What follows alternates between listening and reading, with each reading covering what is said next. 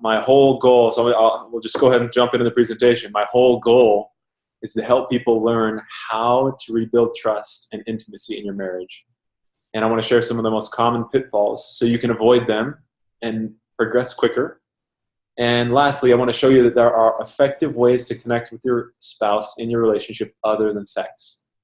And so that's kind of more speaking to the guy's perspective, because that's oftentimes the thing that they reach to most to be able to connect. But I want to show you there's a ton of other ways to be able to build that intimacy and closeness without having to do that when the time, well, if the time is not right quite yet. So to start this off, I remember when I was in school, we had a professor, his name was Dr. Weeks, and he's written multiple books. He's traveled internationally, spoken, and he was a professor at UNLV. He said out of all of the work that people do in terms of couples work, the most difficult thing to treat is sexual addiction. He said that's at the top, that's at the pinnacle or the top of the hardest thing to work with. And so it's even more difficult to work with that in a relationship context because of how many pieces are involved with this. And I think finding somebody who's trained not only in doing sexual addiction work, but working with couples specifically is so important, because you can have somebody who's trained in porn addiction and trying to help people recover in that way. But if you put them in a relationship context, like, it can be a disaster.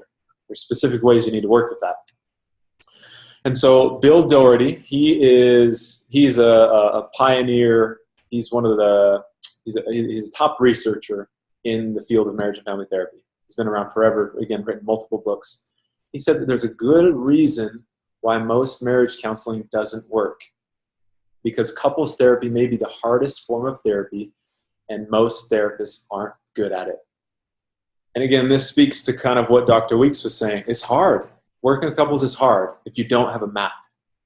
And so for me personally, when I was in school, when I was learning the foundations of all of this, I knew I did not want that to be me. Everybody gravitates to a particular area where they like working. Some people like working with kids. Some people like working with grief or parenting or depression or anxiety. There's lots of things that people need help with. My thing that I just latched onto was couples. And this is true. I'm obsessed with finding the fastest, most effective way to help people. And I love learning new approaches. I want to integrate that into the base that I have to be able to help people move along this pathway faster. And so for me, there was a training that completely revolutionized and changed the way I see therapy in general, and people actually. And I want to share some of what this is today. So there's a girl in my class. We probably had started seeing clients for a couple months, and there was maybe 6 of my classmates who went to a particular training. It was an EFT training. So EFT is emotionally focused therapy. Didn't know anything about it before then. I just thought, there's a million trainings. I have a lot of time. I'm still in school. We're busy. I don't need to do this training right now. So my classmates went. One of them came back and said, "You have got to get trained in this approach." She just raved about how awesome it was, how effective it was. It helped her see things so differently. So based on her feedback, I thought, all right, I'm going to go. And I had to fly out of town, out of state, because they came to Vegas, the trainers did, but I missed it because I chose not to go. So I went to this training, and it completely changed everything for me. I honestly would be so lost without this.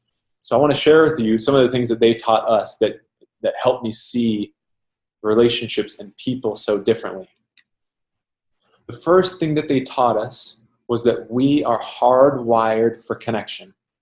And a lot of us might know that intuitively, right? We live in families, in neighborhoods, in communities, in nations together. People don't live on these isolated islands all by themselves. Like, we're wired to be together.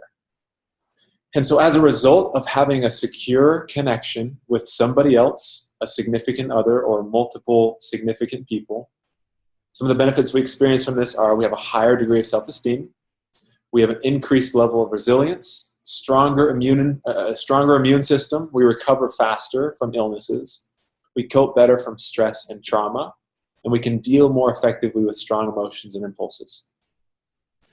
We as people, we're stronger when we're in pairs. It's this paradox. The more connected we are, the more independent we can be.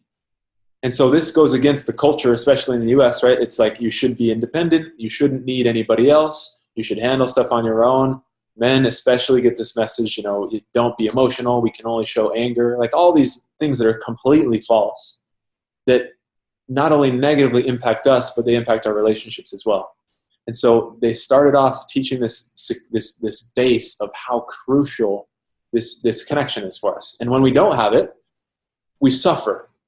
Literally, there's elevated cortisol or stress levels that are produced in our bodies. It increases levels of depression and anxiety. There's cool research that shows that loneliness is the equivalent to having the same impact on somebody's body as 15 cigarettes a day, which is astounding. And there's many more, but the last one I've listened to here is we have a higher increase an increased risk for high blood pressure and obesity. So again, we don't do well without secure connection. And when we are triggered, when we lose this secure connection with somebody that's important to us, we get triggered in this fight or flight place, which is why this cortisol or stress hormones are released. And so they showed a video as well. This is one of the last things I want to share about the training. They showed a video that illustrated the importance of connection and how fundamental it is to us as people. Some of you might have seen this. You know, some people think it's a controversial study, but it's called the still face experiment, and it's 3 minutes long. You're going to get a condensed version of it right here. So I want to play this for you. The audio is okay, but I want to play this for you so you see what I saw, and then like light bulbs went off for me. So I'll go ahead and hit start here. Babies this young are extremely responsive to the emotions and the reactivity and the social interaction that they get from the world around them. This is something that we started studying 30, 40 years ago, when people didn't think that infants could engage in social interaction. And the still face experiment, what the mother did was she sits down and she's playing with her baby who's about a year of age. Oh. And she gives a greeting to the baby gives a greeting back to her. This baby starts pointing at different places in the world, and the mother's trying to engage her and play with her.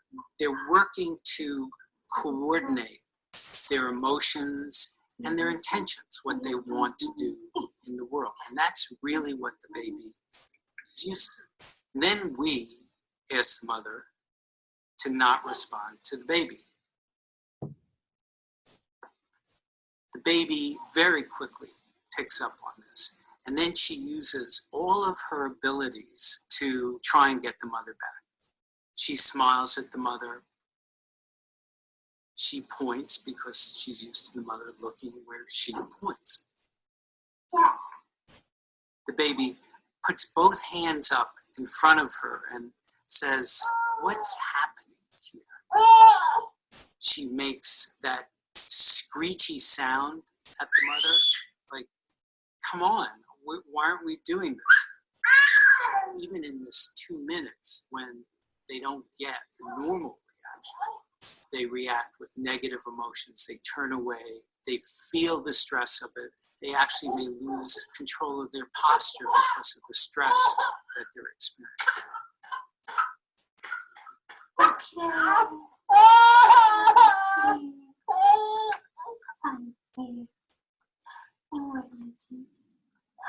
Oh, he's so bad. It's a little like the good, the bad, and the ugly. The good is that normal stuff that goes on that we all do with our kids. The bad is when something bad happens, but the infant can overcome it. After all, when you stop the still face, the mother and the baby start to play again. The ugly is when you don't give the child any chance to get back to the good. There's no reparation, and they're stuck in that really ugly situation. So they showed this video, and the point that they were trying to make was that emotional connection is fundamental to creating intimacy, safety, and trust in a relationship. So after I saw this, so if you noticed, the baby fell apart emotionally, so distraught. But I wonder if you also noticed that within literally, what was it, like 4 to 5 seconds, completely shifted how she felt because the mom started to respond. So after I saw this video, I had scientific evidence to support the truth of what they were saying. Right? You could see that in the research that they did. Emotional connection is everything in a relationship. It's the very foundation on which everything else is built. And without it, our brains, our nervous systems, our bodies panic into this fight or flight state of being. And we feel safe and secure when we have, and we have trust when we're emotionally connected with a significant other person. Not only does this principle apply with parents and children, it's every bit as important, and it applies to romantic relationships that we're currently in right now. And so everything that they were teaching this workshop was resonating. Everything was just like hitting home because of how much research that they had to support this, and my own experience as well. And so most importantly, after they taught us this, they showed us the exact roadmap, which when applied can help any couple move from distressed into a state of like a rock solid relationship where they have closeness, they have security, they have connection, and they're able to use the relationship as a resource for strength instead of a source of pain because of disconnection that so often happens for people.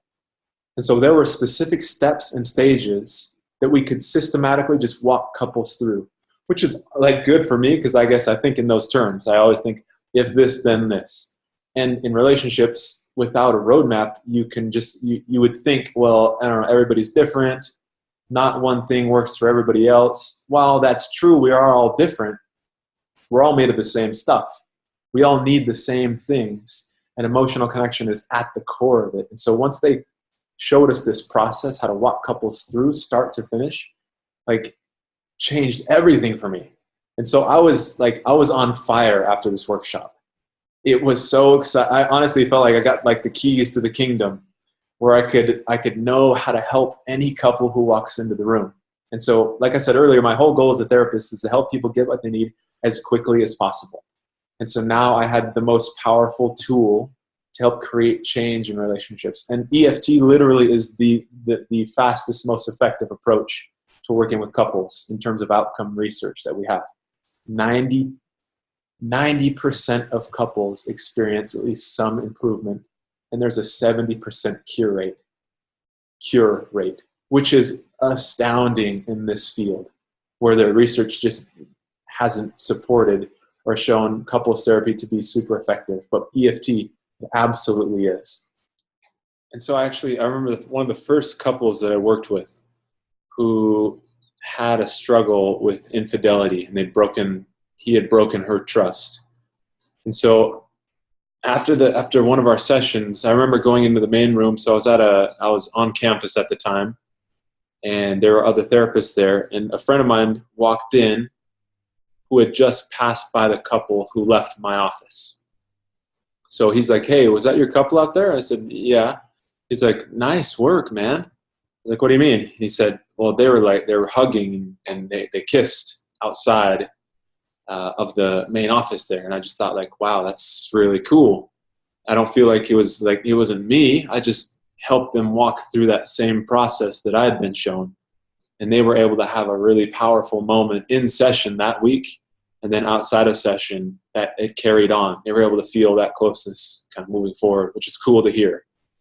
And so as I learned more and more about sexual addiction, and I wanted to translate what I'd learned into that area, I learned that this way of working with people became even more important because of how badly they needed to repair trust and how much that emotional disconnection impacted the relationship.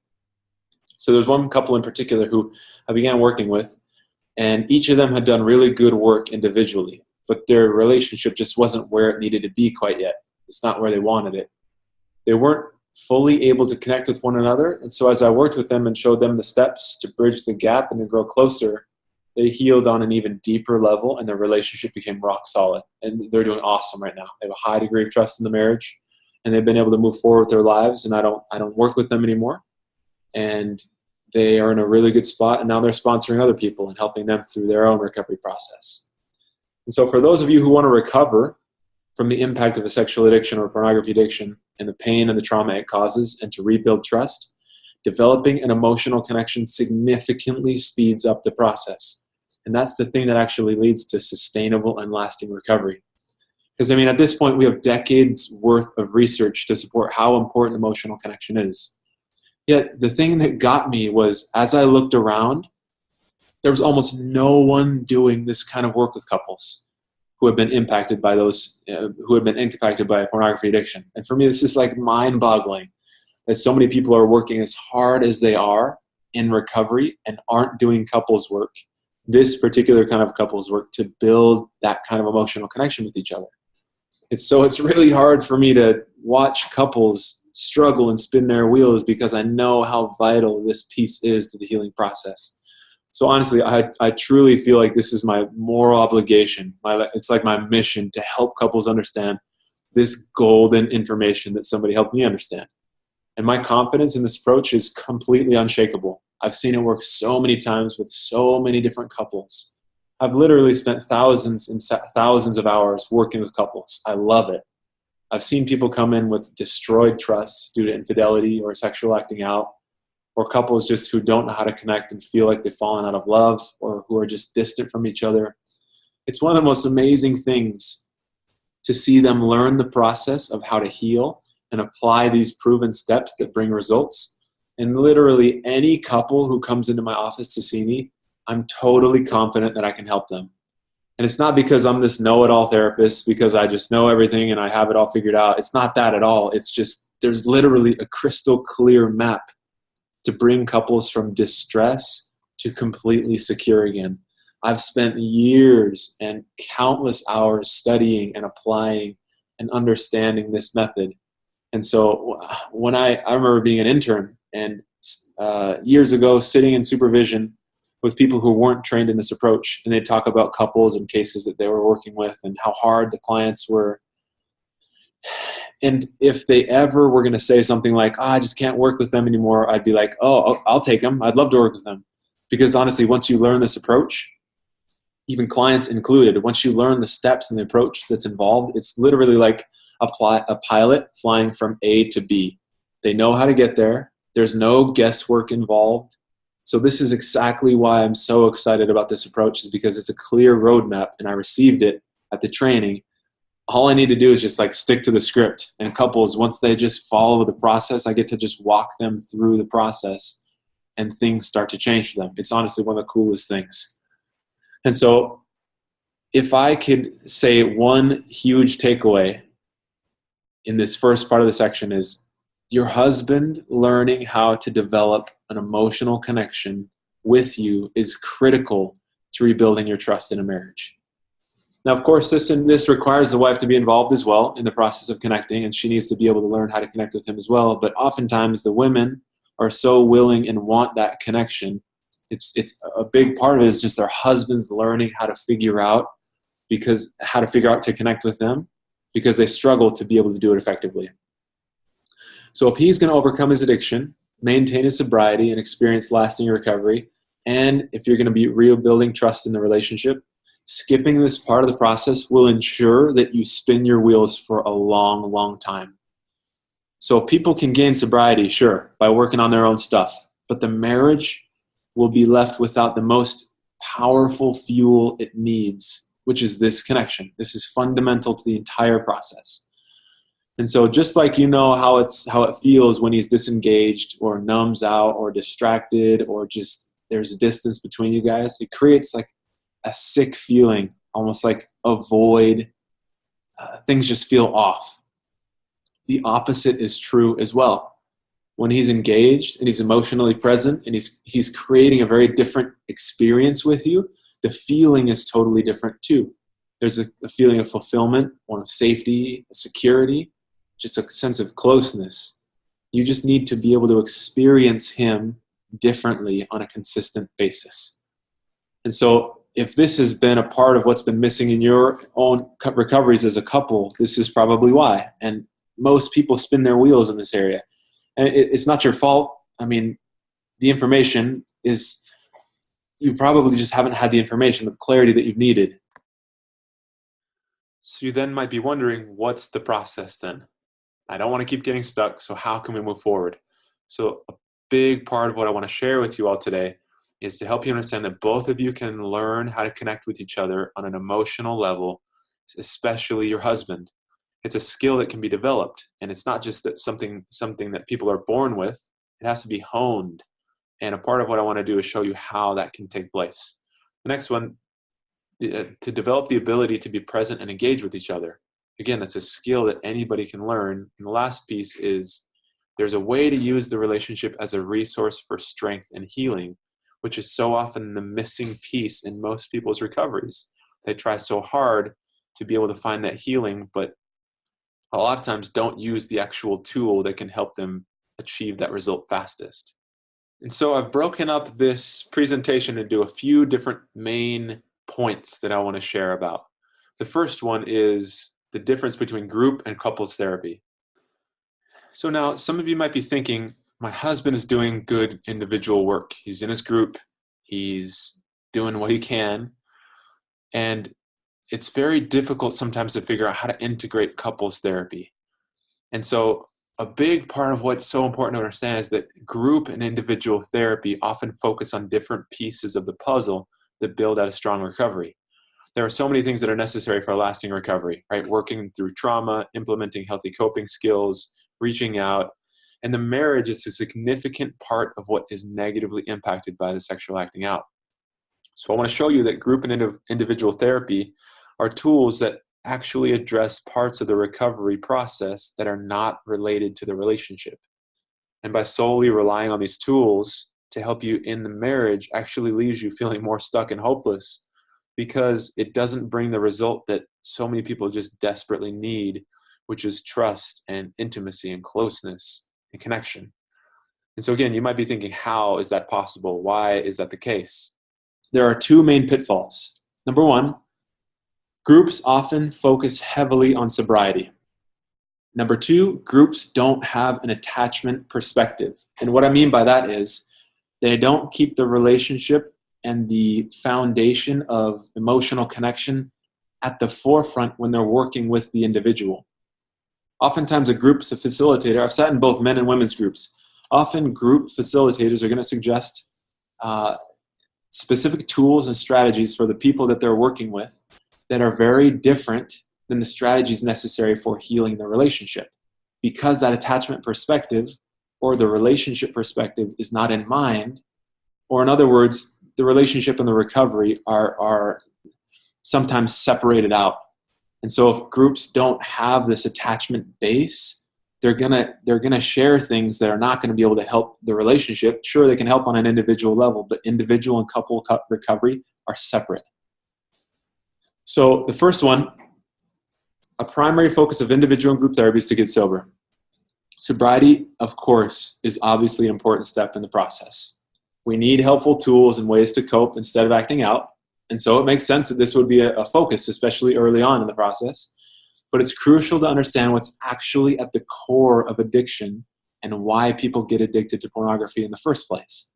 Because if you don't understand that, all of your efforts, your work, and your energy will be misguided and ineffective. You're going to be spinning your wheels, because if you're trying to get to the core but think it's something different, there's going to be a miss there. And so many of the tools that groups provide don't actually reach the core of addiction. And so you might ask, what is the core? So I think in images and like metaphors. And so I came up with this metaphor that it's like a parallel. We can kind of parallel the growth of a tree. And this will make a little more sense in a minute. So when trees get everything they need, they grow up, they're well adjusted. And of course, like it's standing tall, it's strong, it looks good, and everything's fine. I think the same applies for people.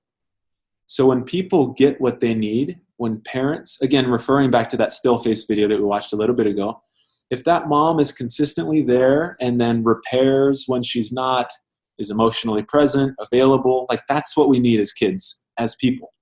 And so if we get what we need when we are young, this is what happens. We become well-adjusted adults, and these are the qualities of somebody who has gotten their needs met effectively. They're able to respond to other people's needs. They're emotionally available. They're engaged with other people. They can be honest. They're compassionate. They're empathetic. They can admit mistakes. These are just a few of the main qualities. Of course, there's many more, but this is a natural result of getting your needs met. And so there was a picture. I wish I could find it. I couldn't. But I remember seeing a picture once where a tree, as it was growing up, it was underneath a ledge on the side of a house, or there was some kind of a fence that blocked its growth. So just like it's showing here in the picture, the tree still grew up, but it grew up sideways like that. And in nature, again, we can appreciate that. We see like, oh man, that's so cool. The tree is resilient. It grew up around that block, that ledge that prevented it from growing tall and strong. And we appreciate that. The same thing happens for us as people. And so what happens is that ledge that you see that the tree has to go around, we have those too. And when we're growing up, that ledge emotionally is broken or insecure attachment or connection. And another part of that ledge is trauma, rejection, neglect, abuse, betrayal. Like these are the things that when we experience emotionally, it devastates us and it impacts the way that we develop. So again, referring back to that still face video, if you can recount that, the mom wasn't present with her child for the space of 2 minutes, and the child became completely dysregulated and her system was totally overwhelmed. So I want you to imagine for a second, imagine growing up in a home where that was the norm every day, where mom was disengaged, or dad was an alcoholic, or they were both at work all the time and the kids had to fend for themselves, or emotionally they didn't get their needs met. If you can imagine that, if you can imagine growing up in a home where that was the norm, that is torture on a person. So to go a little bit further with that, Patrick Carnes, who is a pioneer in the field of sexual addiction recovery, he reported in the study that 72% of addicts report physical abuse as a child. To go a little further, 81% report being sexually abused. And again, a staggering statistic, 97% reported emotional abuse. Can you imagine what those things do to somebody's psyche, to their emotional well-being? These blocks completely stunt our emotional growth. But of course, we move through those events and we make it into adulthood, but it comes at such a costly price. Emotional disconnection literally reshapes our brain's development, and it changes the way that we perceive the world. It becomes a scary and a dangerous place. If I didn't get my needs met as a child, I can't trust anybody. I can't rely on anybody. I have to take care of myself. And often I do so in a way that hurts other people. Because the number one job of our brain is to keep us alive. So it'll do that at any cost. And so people develop all sorts of negative ways of coping with danger if they have no safe connection where they can return, or a safe person to whom they can turn for support. And so if you think about it, the natural result of a well-adjusted person are all these positive qualities. The opposite is also true. When somebody grows up in a home where there's been broken attachment, trauma, rejection, neglect, all the things that we just mentioned, there are multiple negative coping skills that people develop to keep them alive. I remember working with a client once where he said that in his home growing up, he had to lie, because if he didn't, he would get physically beat. So in that context, lying is the thing that saved his life, because his parents were so abusive and wounded themselves that they took everything out on him. So he had to lie, which makes sense. That makes perfect sense. It kept him alive, and it was a good thing in that context. But you project that coping mechanism out 20, 30 years, and now he's in a relationship of his own. That coping mechanism is not serving him. It's causing more damage. But if that's all he knows, again, it's going to be a stuck place for him because of these early experiences that he had. Again, manipulating, same thing. It's a negative way to get your needs met. Acting out is a way to cope from not getting your needs met, from that insecure attachment, from that emotional disconnection. Minimizing, being a victim, blaming, all of that stuff. It shifts away from pain. So it makes sense that I hope as you see this perspective, you can see it on a bit of a deeper level. There's something beneath those behaviors, something significant beneath those behaviors. But the problem is that most of the time when people see others who struggle with addictions, they only see this. They only see the branches. So again, when they're in group or on an individual level in therapy, without this attachment understanding, or in other words, the necessity for secure connection, the crucial role that it plays, if you only see this portion of the picture, just these negative behaviors, it'll totally shape and change the way that you perceive the situation.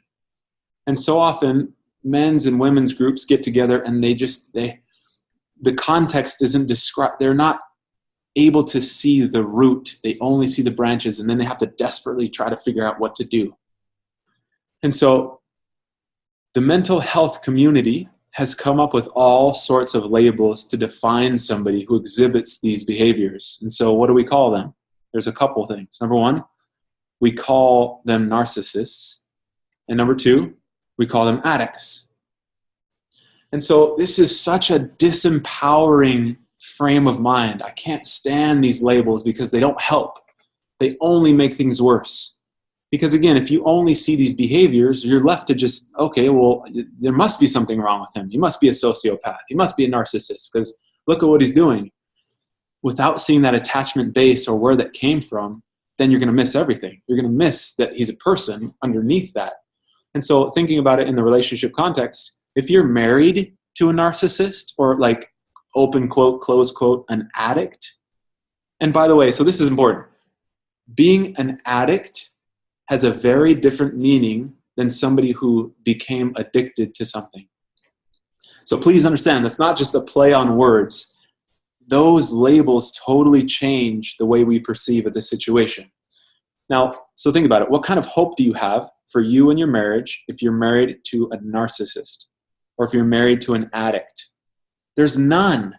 How can you have hope? Because if that's all he is just an addict or a narcissist, like how is he ever going to change? If that's at his core, that's who he is. I'm working with somebody currently right now who struggles with slips every few months because of this label, addict. He tries and he tries and he tries and he makes progress, but then this old belief kicks in and he thinks, well, I'm just an addict. I can't maintain this. Addictions, he thinks addicts don't heal, slip. And so it's so important that you see beneath those labels and you can see that there's a person underneath that who became addicted to something. That's so much more empowering because the truth of the matter is that addictions actually heal. And we know this because there are many studies on the brain that show that it has the capacity to change and heal itself. New pathways can be formed in a healthy direction, which then minimizes the usage of the old addictive pathways. And so now that you've discussed and you know about the importance of secure attachment, secure connection, and the importance that emotional connection plays in creating that security, I hope you can start to see things a little bit more like this. So if you were to look at your husband or somebody that you know who struggles with an addiction or any of those other behaviors that you saw on the branches, if you could imagine this for just a second, what's it like for you to imagine your husband right now, if you can, as a young boy getting his feelings hurt by his parents or other people, or maybe not getting any approval from his parents, constantly feeling like there's something wrong with him? Or what is it like for you to imagine right now him being abused emotionally or verbally or sexually or physically, somebody inflicting pain on him and him experiencing that trauma that no one should ever have to go through? So if you're able to see that part of your husband, does that change how you feel? Because for me, when I see these people in my office, this is what I see. No matter how terrible the behaviors look on the surface, I see this. Because I understand the importance of attachment and not getting it creates problems. I see somebody who's wounded, somebody who's abused, scared, low or zero self-worth, somebody who's alone, who doesn't feel important. And when you begin to see your husband like this, if you can imagine this again right now, does it even start to slightly change how you see him and what you think about him? Do you notice a softening at all? Now, this isn't something that we're going to use to excuse his behavior, but as you look deeper at the core, options for healing become available. I don't think that we should spend all of our energy managing bad behavior. We don't want to just manage those branches. Rather, we want to double down in the area of trying to rebuild that broken attachment, that emotional disconnection, and heal the impact of those events, of that trauma. And so what would it be like for you if your husband was vulnerable with you and shared those things with you? Shared those things on the right-hand side, his hurts, his fears, his pain. Him being able to let you in on that level would be a totally different experience than being emotionally disconnected, minimizing your pain, not validating, defending. And so the secret is for him to be able to learn how to address and heal the core of that addiction. The secret to doing that is to learn how to open up, explore your feelings, connect with himself, and then connect with you on that level. When you have these experiences with each other, this counters and heals the impact of that pain that he's been feeling for so long. There is nothing more healing than emotional connection with somebody else. Nothing. And he needs to do the work to be able to learn this process, because it's a tried and true process. And when he does it and lets you in, there will be a shift that happens. So I hope, can you see how much good this could do in your relationship if he was able to do that? What would it be like for you to experience him in this way consistently? And lastly, what would that do for your trust in him if he could be present with you like that? If he could have those interactions with you, that would just solidify trust in such a powerful way. But again, going back to this old way of doing things, in the past, we've only had a certain amount of tools to address the problem. Recovery material, right? Reading, months or years of individual therapy, group therapy for years or months, getting a sponsor, turning to spiritual mentors and leaders. These are all, listen, don't get me wrong, these are all important pieces in the process of recovery. But oftentimes these things just address the branches or those surface behaviors.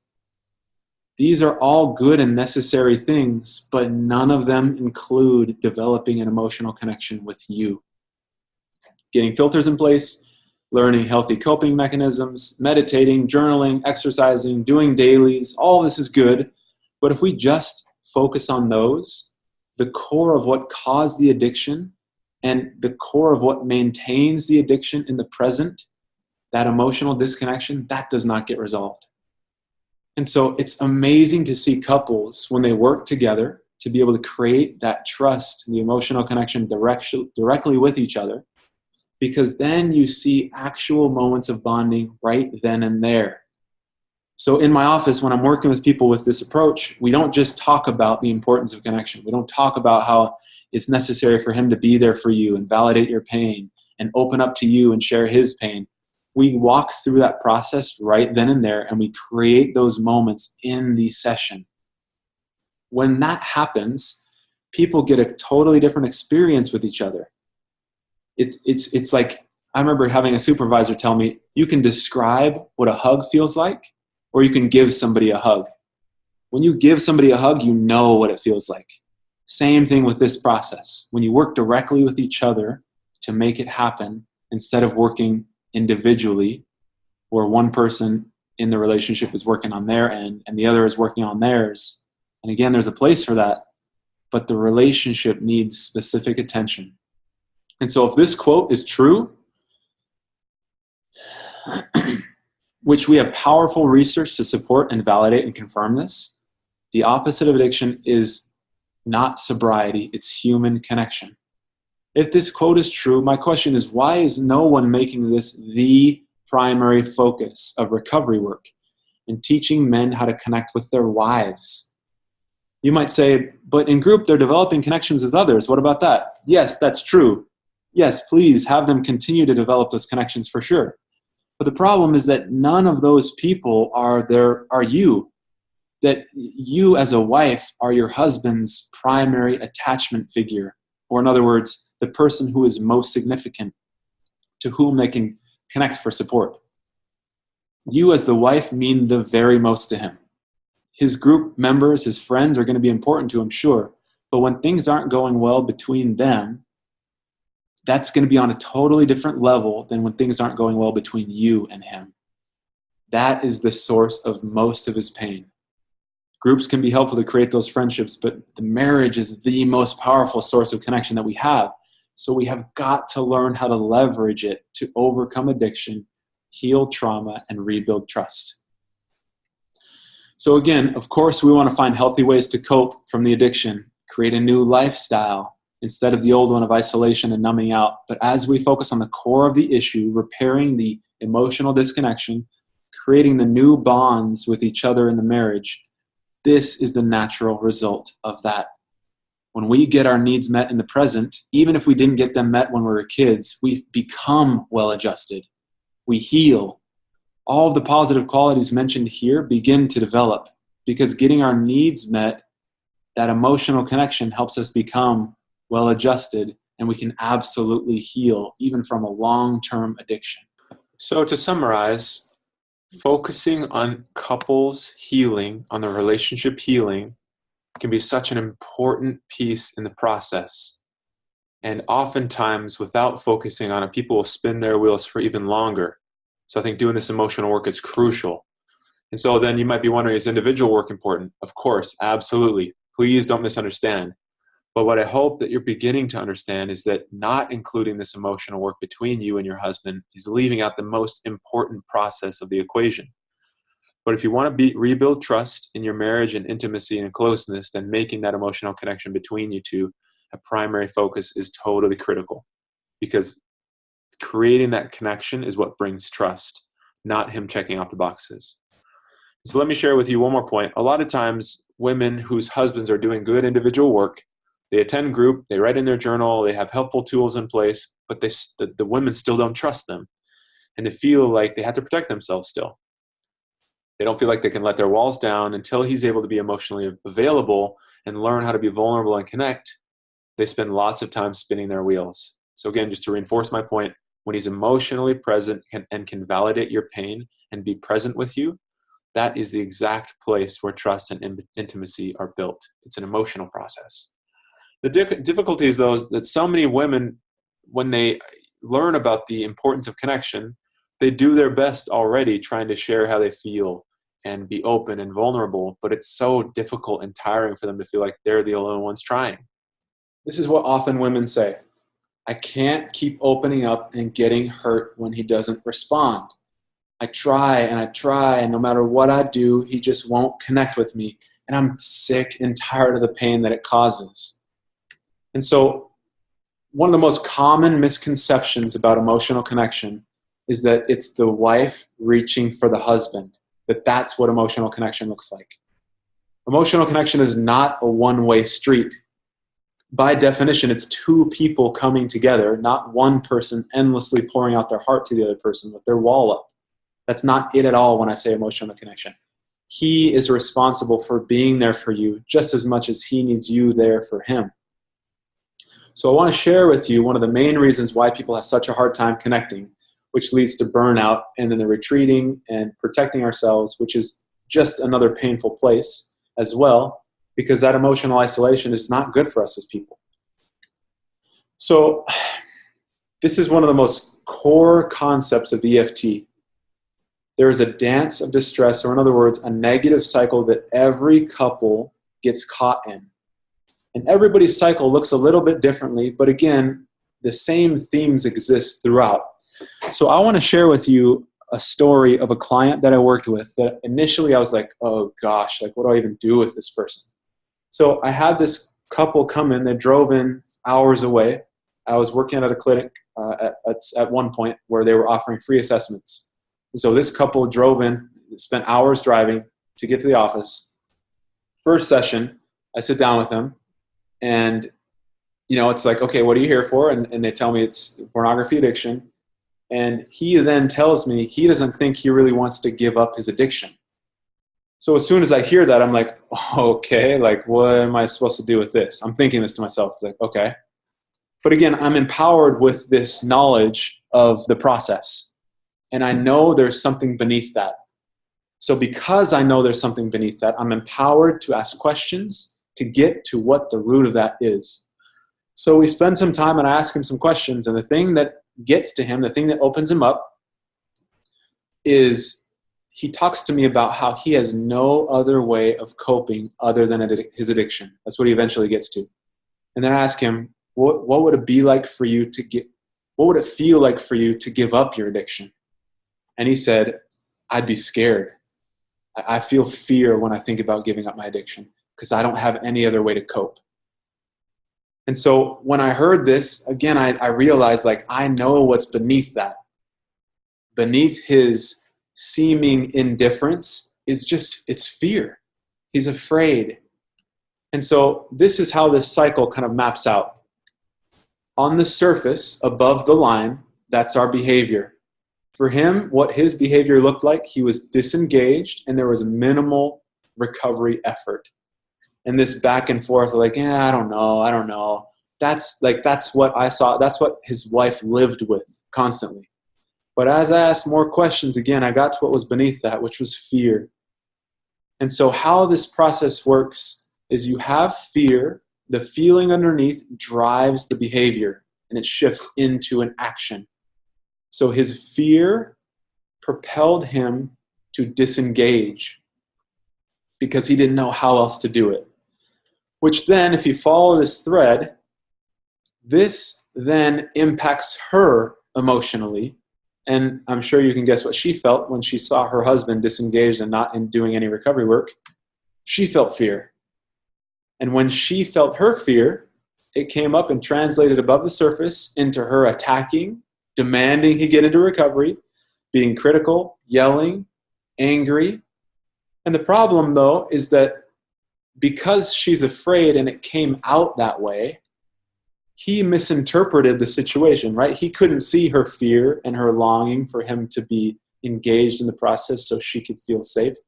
What he interpreted her behavior as, underneath the surface, that landed right on his shame. And he saw her attacking him, which sent him the message, I'm just not good enough.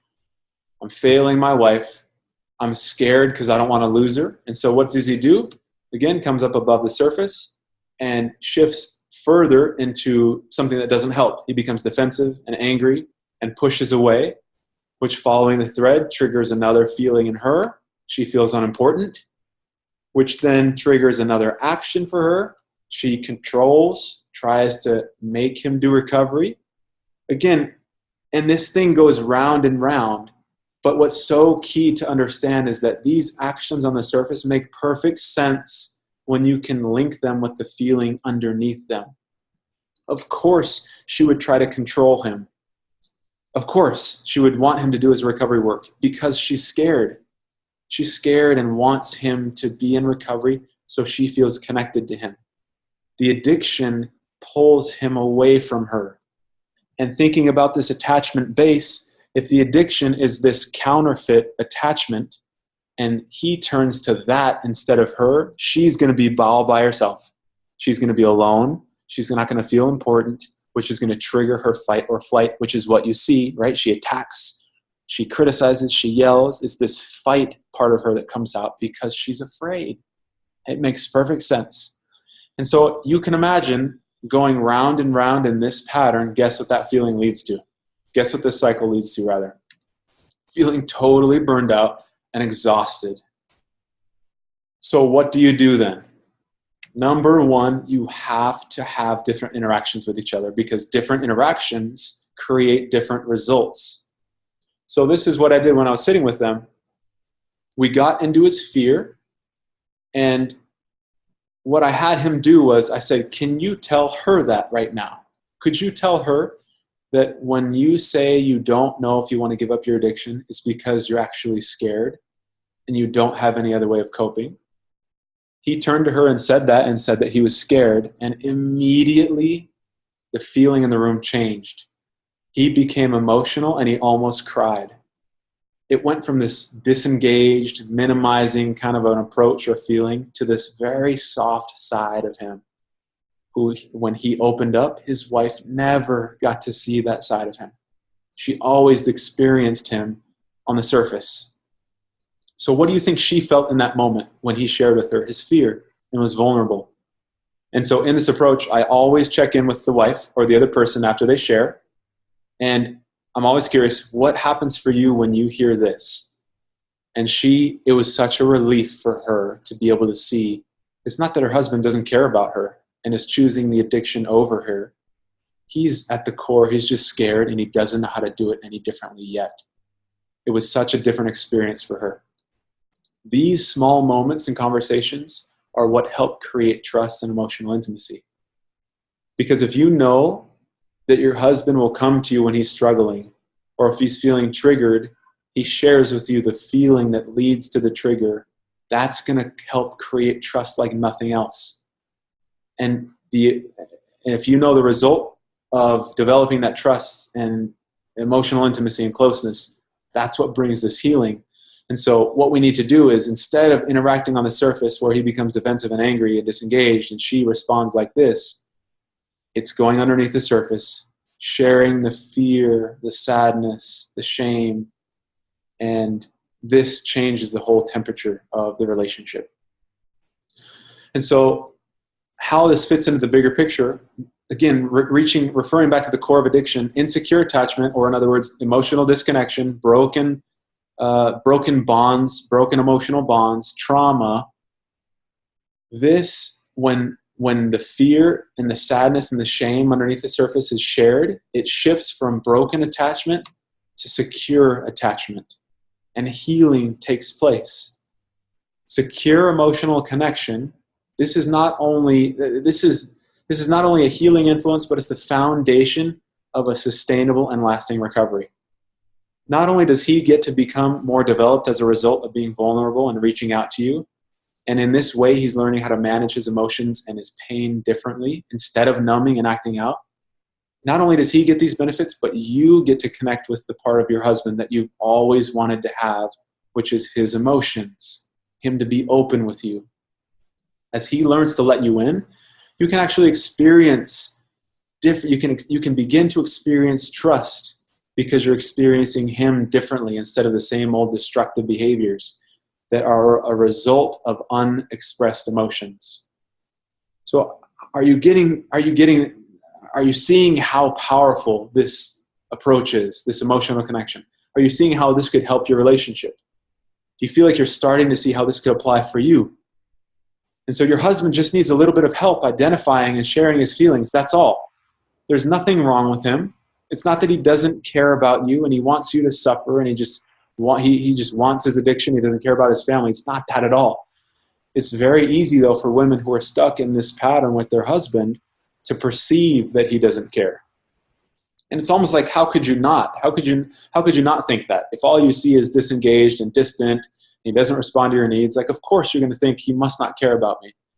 But once he learns how to approach you differently, which he can absolutely learn, again, the feeling for you will change as well. And so this is what I'm so on fire about, is that both of you can walk through the process of rebuilding trust through these moments of connection and closeness. That's how it's created. All we need to do is simply follow the steps that bring that result. So I want to quickly, I'll just share one more example because this cycle here is so important. So underneath the surface, again, there can be a feeling of sad and alone. And when this is referring to the wife now. So the wife, if she's been living in a relationship with somebody who has an addiction, feels distant, feels disengaged, there's going to be sadness, feeling alone. And oftentimes what happens is it comes up above the surface and turns into a critical remark. And she says something like, "You never try in this relationship. You're always gone with your friends. You're always doing something else." It's some kind of a critique, but it's coming from a place of sadness and feeling alone. The problem is that when he hears the critique, it sends him the message, "I'm not good enough and I'm a failure," which is so painful for him because he doesn't want to let you down. He doesn't want you to be in pain. He doesn't want to feel like he's screwing things up. So it comes out above the surface as defending, shutting down, and retreating, which of course translates to more feeling alone, sad, and in pain. And so the way out of this, again, is the same for you. All it is requiring you to share that softer emotion of, I just feel alone right now. Instead of saying, you never try this, you never try in our relationship, you're always gone, or whatever critique might come out, it's a matter of sharing in a vulnerable way. Hey, honey, we haven't spent very much time together.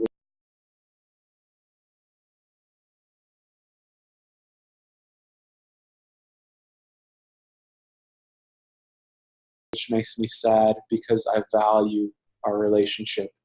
I value you. You're important to me. And so I feel alone when we don't get to spend some time together. Or whatever message you want to share, but it's in a vulnerable way. And when we do that, and during this process, as he learns how to hear you differently, those interactions will, again, shape the relationship in a positive way. Another difficult pitfall is that most of the time, many men only know how to connect through the physical level. He just wants sex. And that can be such a difficult and painful thing for the wife. When there's no trust there, when there's no closeness or intimacy, there can't be any physical intimacy. It just feels like it causes more damage. In the beginning, the only thing he'll likely know how to do is connect sexually. But he's not a bad person for that. And a sexual connection in and of itself isn't bad. But when it's out of order, intimacy is the thing that people need to recover and to build trust. Intimacy is key. And there's many more different types of intimacy than just sexual intimacy. So according to Dr. Kevin Skinner, who's an expert in working with women struggling with feelings of betrayal, he said that there are 6 different types of intimacy. Number 1 is verbal intimacy. So he says, everyday conversations, right? Talking about the kids, plans, logistics. He said this is important because it helps people feel united. It helps things run smoothly. And intimacy is built through unity and togetherness. The next one is a deeper level. It's emotional connection. This is more of what we were talking about in Secret 2, where we're sharing on a deeper level our fears and our hurts, our worries, our joy, our happiness, our goals. We're sharing on a deeper emotional level and letting the other person in. The next one is intellectual. So it's shared goals, people that are working together on similar things. One example that he gave in this, he said that one man and his wife, they ran a marathon together because that was a shared goal that they had. And so just having things that you can work together on is an important piece of building intimacy as well. Next one, spiritual intimacy. Feeling like things are connected on that level. Next one, psychological. This is trust, honesty, loyalty, and commitment. As you work to establish those things in your relationship, the brain can relax because these things turn off the fight or flight response. And lastly, sexual. Of course, sexual intimacy is an important piece in a marriage. But the problem is that people struggling with sexual or pornography addictions only know how to connect through sex.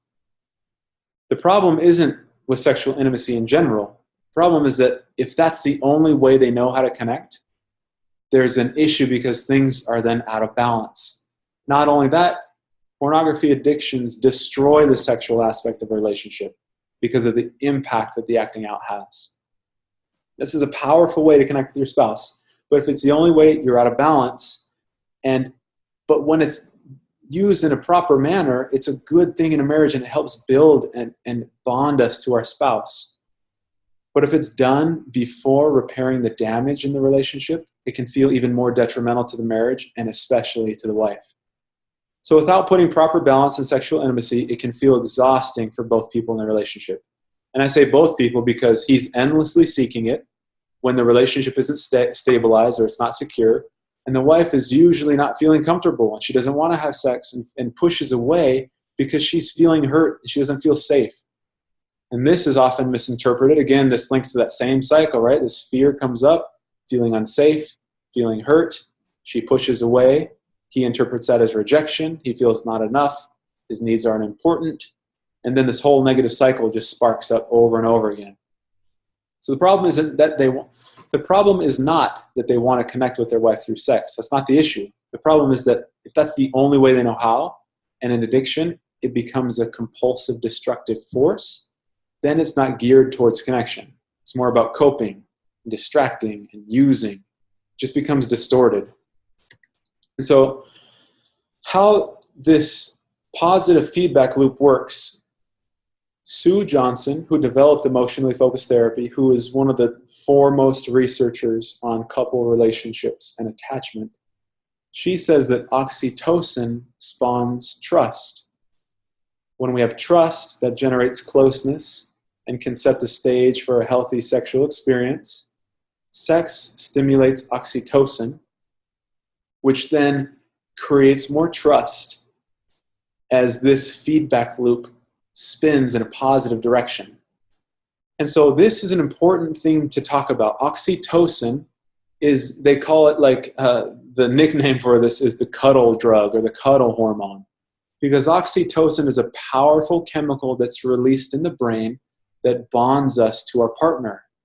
Oxytocin floods a mother's body when she breastfeeds, because think about it, she needs that kick of oxytocin to bond her to her baby. Looking at each other in the eyes creates oxytocin, right? Same thing, when the mother looks at her child, the child feels safe, the child feels secure, the mother gets a reward, this oxytocin feels good, and it rewards mothers or people for having those close interactions with each other. And so oxytocin is such an important piece in the process. And so again, you're probably thinking, if sex creates oxytocin, and oxytocin helps to promote trust, then we have a problem. Because you want the oxytocin, yes, because you want the trust, but you likely don't want to be sexual with him. And you don't feel safe yet. So it seems like there's these two conflicting needs, right? Now what do? He wants sex. You might not want it. You want emotional connection. He might not know how to do it quite yet because all he knows how to do is through sex. And so most women don't feel sexual when they feel betrayed. And some women try to be sexual anyways and feel totally awful afterwards sometimes and resent their spouse and get upset with themselves because they do it to keep the peace. They don't want to feel blamed by their spouse. And they too want connection. And if that's the only way that they can get it, again, there's a part of them at some point that might say, okay, like, all right, I'll do this then. But then when there's damage, sex is not a connecting experience. So how else do you get oxytocin? Number one, we have to first start by changing the dynamic that doesn't give either of you the result that you want. So this is oftentimes what it feels like for the guys in terms of their priority. And again, it's not because they're bad people, but sexual intimacy in somebody who struggles with a sexual addiction takes up way too much of the pyramid and consumes everything else. And so what we need to do is make things look a little bit more like this. The goal of this pyramid is to create safety. When women feel safe, they can much more easily experience desire and arousal. When they don't feel safe, their bodies often shut down and do not respond in those ways because it's a self-protective mechanism. Women's brains and men's brains are wired differently when it comes to sex. For men, it can be kind of a separate thing where they can be disconnected, yet still men's bodies respond differently. For women, safety is a prerequisite for feeling desire and arousal oftentimes. And of course, there can be times when it's not fully to the degree that it could be, where you'll still experience it because bodies are designed to respond in that way. But if it's going to be a consistent thing, desire and arousal are connected to emotional and feeling a sense of safety. So how does this look? One of the most powerful ways for us to get oxytocin, again, is through emotional connection. It's so vital to all aspects of a relationship. So how do you develop this? Emotional connection is developed through vulnerability, being engaged, being present, validating each other's feelings, being honest, him being able to empathize with you, validate your hurts and your feelings. That's at the very base of this pyramid to create safety. The next one's recovery work. So you might be thinking, why isn't recovery work the foundation? And the truth is that these two overlap. Good recovery work will always contain emotional connection. But There are so many women whose husbands are doing good recovery work by going to group and journaling and trying to be transparent, but the wives just simply don't believe what they say. They've been lied to so many times, so it doesn't matter what they say. It doesn't resonate, it doesn't sink in. And so like we've discussed, the missing ingredient for many men's recoveries is the emotional bond with you, which allows you to then experience him differently. You get a different feeling, which then creates a different feeling in the relationship. And I'll share a little bit more about this, and I'll give an example of a couple that I'm working with as well to illustrate this point. The next one is just generally being a good husband, trying to be there and being stable and consistent, helping out around the house, working with the kids, contributing to household things that need to get done, just overall trying to be there and support you as a husband should. And then at the top of the pinnacle is sexual intimacy. When you have things in the right place, it builds a solid foundation on which the sexual relationship can be built or rebuilt. And secondly, one of the most amazing things that you'll see is that when things are sequenced in this order, and he's doing good emotional work and recovery work, the compulsivity around sex actually diminishes or is eliminated altogether. I want to emphasize that again. When things are sequenced in this order, and he's getting his needs met in this way on an emotional connection, in an emotional way, and him doing good recovery work, the compulsivity that he feels around sex will diminish or will be eliminated altogether. This is exactly what you can do. Focus on creating the base that leads to a healthy sexual experience. Because when guys become aware of this need, oftentimes they're not aware that they lack or are missing an emotional connection. They haven't had it for so long, they don't even know that they're missing it, that they need it. When they become aware of this need for a stable base, the sequence of things for you, the order in which they need to work to create safety, to have a sexual relationship, then they have a roadmap and know where to focus. And so I want to share just another quick story about a couple that I've worked with where this comes to mind, where I'm currently seeing them. He's been doing really good recovery work for a while and has been sober for months. But when I first started seeing them as a couple, which is pretty recently, in the very first session, she brought up the fact that she's triggered all the time. She does not trust him. And not coincidentally, she has no sex drive. There are intimacy issues in the relationship. This is all very difficult for him because he's been doing good individual work. He's attending groups, he's doing what he should be doing, but she doesn't trust him and doesn't feel close to him because of the missing emotional piece. So what we began doing is we started at this base, like I'm describing to you, and we went over their negative cycle, which again helps to interrupt them from being burned out. And I helped him open up to her in an emotional way so he could share with her what he felt. Instead of just doing stuff, he shared what he felt and let her in on that, which created a different interaction. We did this a couple times together, and I helped her share with him her pain. And I helped him receive it, because oftentimes when the wives try to share, when you ladies try to share your pain with your husbands, a lot of times they can go into shame and they just disappear emotionally and they blame you and they become defensive, and it's just a bad experience. So I helped him receive her pain differently to be able to validate and empathize and understand her. And I kid you not, I just checked my case notes to see how many sessions that it took.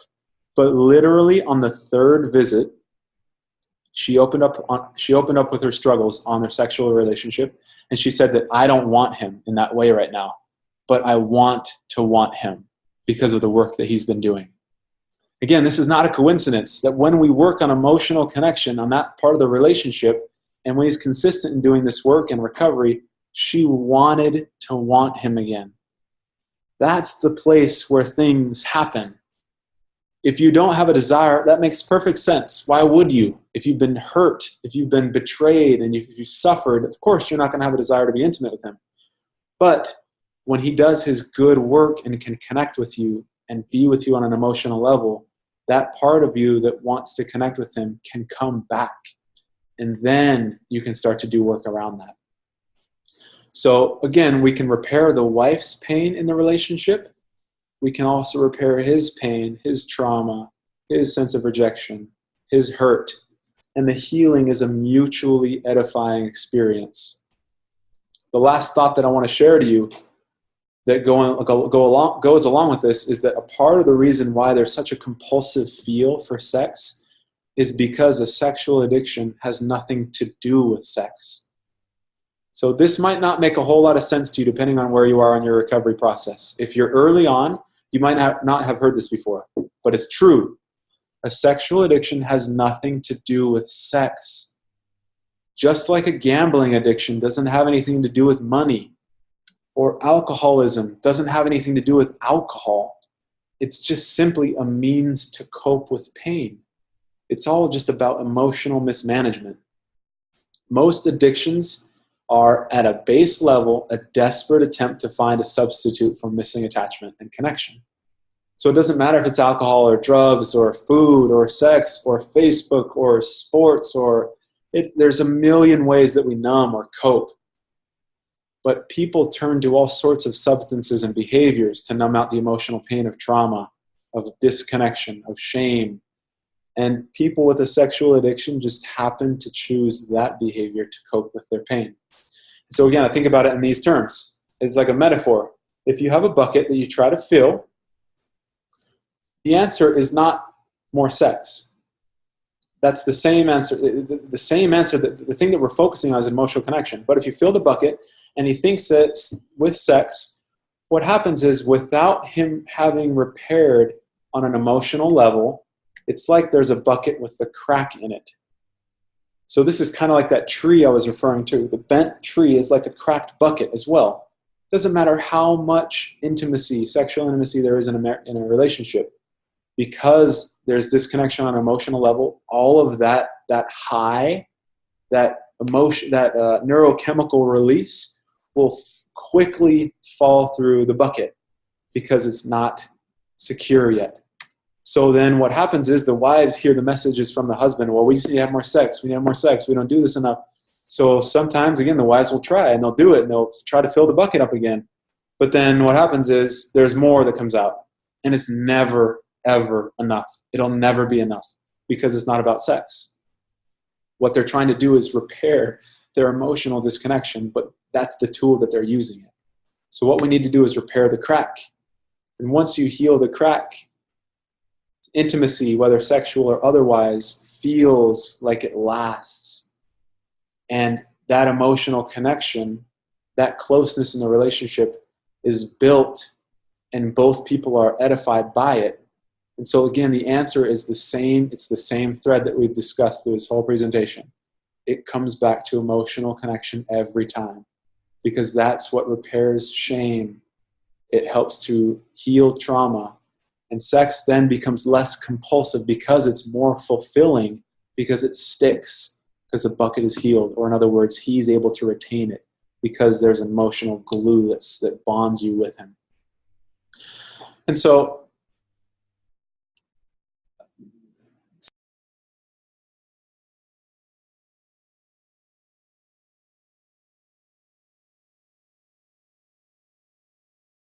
secret number 3, just to recap, like we've been talking about, this is what you do. You focus on the base, the most important thing. Him learning is the same vein as secret number 2. The more they become aware of the possibility that they can connect with you in another way and are just shown how to do it, they pick up on it, just like the client that I was referring to earlier. Within 2 sessions, she said, I want to want him again. So once they have guidance and help to get in touch with what's underneath the surface and a clear roadmap of how to do it, then they can take steps to be emotionally present and connect with you. And so as I work with people in this way, emotional connection is built. And the relationship, the temperature, the feeling of the relationship completely changes.